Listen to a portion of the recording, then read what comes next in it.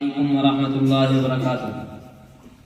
الحمد لله رب العالمين والصلاة والسلام على سيد المرسلين سيدنا ومولانا محمد صلى الله عليه وسلم وعلى آله وأصحابه أجمعين. أما بعد، فقد قال الله تبارك وتعالى في القرآن المجيد والفرقان الحميد: أعوذ بالله من الشيطان الرجيم، بسم الله الرحمن الرحيم، وما أرسلناك إلا مبشرا ونذيرا. میرا منہ اور سرکار مدینہ کی ثنا خوانی، میرا منہ اور سرکار مدینہ کی ثنا خوانی، مجھے معلوم ہے اپنے سخن کی تنگ و دامانی. برادران اسلام اور قابل قدر شخصیات، میں اس متبرک پرامن بزم شمع رسالت کی ضیاء حیات کو روشن کرنے کی جسارت کر رہا ہوں. میری یہ وسعت نہیں کہ ماہ رسالت صلی اللہ علیہ وسلم کے اسوہ حسانہ پر لب کشائی کر سکوں، لیکن پھر بھی آپ جیسے عظیم المرتبت شخصیات کے روبرو سیرت النبی صلی اللہ علیہ وسلم کو موضوع گفتگو بناتا ہوں تاکہ خود کی اصلاح ہو جائے، ورنہ کسی کی کیا مجال کے سیرت النبی صلی اللہ علیہ وسلم کا احاطہ کر سکے. جیسے کہ شاعر رسول حضرت حسان رضی اللہ عنہ کا شعر ہے جو انہوں نے اپنی مجبوری ظاہر کی، فرمایا: ما ان مدحت محمدا بمقالتی ولکن مدحت مقالتی بمحمد. ترجمہ: میری یہ بساط نہیں کہ اپنے اشعار سے مدحت رسول صلی اللہ علیہ وسلم کا حق ادا کر سکوں، ہاں میں نے ذکر رسول صلی اللہ علیہ وسلم سے اپنے اشعار کی ضرور مدح سرائی کی ہے. کسی اردو شاعر نے کہا: قلم میرا قاصر زباں میری عاجز محمد کی عظمت بتاؤں میں کیسے، قلم میرا قاصر زباں میری عاجز محمد کی عظمت بتاؤں میں کیسے، ہے محبوب رب امام الرسول و فضائل مکمل سناؤں میں کیسے. ملت اسلامیہ کے دھڑکتے دلوں بعثت نبی صلی اللہ علیہ وسلم سے قبل پورے جزیرۃ العرب پر کوئی حکمراں حکمرانی کرنے کے لیے تیار نہیں تھا، اور نہ نظام مکمل تھا. عداوت، انسانیت، امانت و دیانت، عصمت و عفت، صلاح و تقوی، زہد و ورع کا جنازہ نکل چکا تھا. شرافت و عزت کی کلیاں مرجھا چکی تھی. شرک و ضلالت کی تاریکی ہر سمت نظر آ رہی تھی. نفرت، ظلمت، شقاوت اور عداوت کا دور دورہ تھا.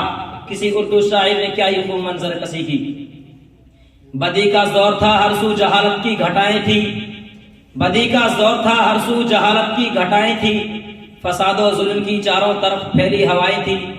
ذرا سی بات پر تلوار چل جاتی تھی آپس میں، ذرا سی بات پر تلوار چل جاتی تھی آپس میں، تو پھر جنگ آتی ہی نہ تھی دو چار کے بس میں. اگر لڑکی کی پیدائش کا گھر میں ذکر سن لیتے، اگر لڑکی کی پیدائش کا گھر میں ذکر سن لیتے تو اس معصوم کو زندہ زمین میں دفن کر دیتے. غرض جو بھی برائی تھی سب ان میں پائی جاتی تھی، غرض جو بھی برائی تھی سب ان میں پائی جاتی تھی. نہ تھی شرم و حیا آنکھوں میں گھر گھر میں حیائی تھی. مگر اللہ نے جب ان پر اپنا رحم فرمایا، مگر اللہ نے جب ان پر اپنا رحم فرمایا تو عبداللہ کے گھر میں خدا کا لاڈلا آیا. قدرت خداوندی نے اس پرفتن دور میں شیدائیان لات و عزہ رشد و ہدایت کے راستے پر گامزن کرنے کے لیے، وحشت و بربریت کو ختم کرنے کے لیے فاران کی چوٹیوں سے آفتاب رسالت صلی اللہ علیہ وسلم کو طلوع فرمایا. مکہ میں طلوع آفتاب کے وقت آفتاب رسالت صلی اللہ علیہ وسلم آمنہ کے لال عبداللہ کے لگتے جگر عبد المطلب کے نور نظر دوشنبہ کو اپنے انوار و برکات کے ساتھ تشریف لاتے ہیں. آپ ایسے وقت پیدا ہوئے جس سے لیل و نہار دونوں نے فیض حاصل کیا. سبحان اللہ سبحان اللہ، ایک عجیب ماحول ہے، نور ہی نور نظر آ رہا ہے.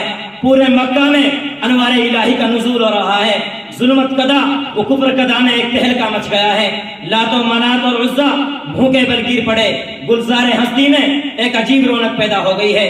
چاروں سمت سے بس ایک ہی آواز سنائی دے رہی ہے: ایک والا آ گیا، ایک والا آ گیا.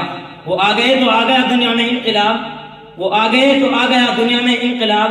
اجڑا ہوا چمن تھا گلستان کر گئے. میرے قلب و جگر کے ساتھیوں، حضرت آمنہ خود فرماتی ہیں کہ میرا نور نظر لگتے جگر اس وقت کلام تو نہیں کر سکتا تھا، لیکن انگشت شہادت سے کچھ اشارہ کر رہا تھا. وہ اشارہ کیا تھا؟ وہ اشارہ یہ تھا، وہ اشارہ اشہد ان لا الہ الا اللہ کا اشارہ تھا. قلب آمنہ میں مسرت و خوشی کی حد نہ رہی، لیکن جب محمد کی اداؤں کو دیکھا لیکن کچھ غم کے اثرات بھی ہیں۔ فرماتی ہیں کہ کاش آج عبداللہ ہوتے تو اس لگتے جگر کو جو چاند سے بھی زیادہ خوبصورت ہے دیکھ کر کتنے خوش ہوتے اور کھلونا وغیرہ لاتے۔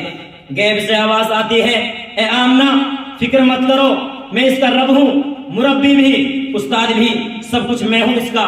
اگر یہ بچہ کھلونا مانگے تو چاند کو کھلونا بنا دوں گا، اگر سیر و تفریح کو دل چاہے تو میں معراج پہ بلا لوں گا، اگر کوئی شہادت طلب کرے تو پتھروں سے بھی کلمہ پڑھا دوں گا۔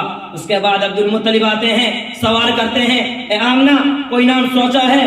آمنہ کہتی ہے جب سے بچہ پیدا ہوا ہے زبان پر قابو ہے نہ قلب پر، ذہن میں کئی نام آتے ہیں لیکن قلم میں دستک ہوتی ہے کہ محمد صلی اللہ علیہ وسلم۔